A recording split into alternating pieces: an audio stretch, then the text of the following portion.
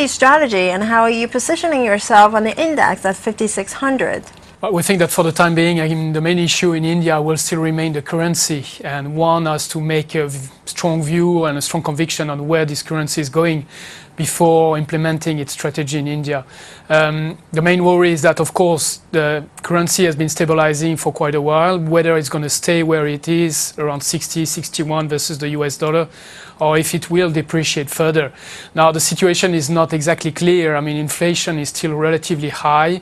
One big concern we're having right now is that the RBI, the central bank in India, seems to be willing actually to chase several different objectives all at the same time, meaning supporting the growth, trying to control the inflation, and then defending the currency. And we know historically that to chase actually different and various objectives most of the time doesn't work.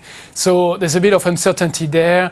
There's this uncertainty about the currency and the current account. So for now, we still recommend to stick with export names, which are actually benefiting from that lower currency.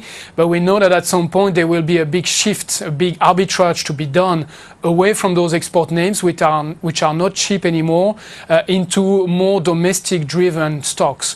But it's probably too early at this stage, and it's probably a case that we will discuss in 3 to 6 months' time. Which stocks have you downgraded after the Q1 earnings? Well, we've been forced to revise down further our numbers on the capital goods overall. And we had also to downgrade numbers on some consumer names like Jubilant, for instance. This is something which is a reflection of the situation of the decelerating growth in India right now. And which stocks have you upgraded?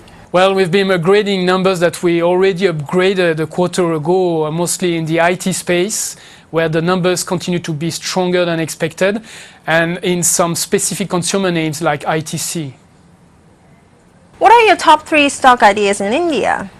Well, we continue to like Apollo Hospital in the healthcare space. We're still positive on Jubilant, although the growth is decelerating, but this is really a long-term holding in our portfolio. And we are also positive on Page Industry. And finally, what are your views on Chinese earnings so far? Any top picks? Well, we think that Lenovo is still very interesting at this level of price. But if you talk about earnings momentum, we feel like the cyclical names in China are the one offering the best opportunity into the second half.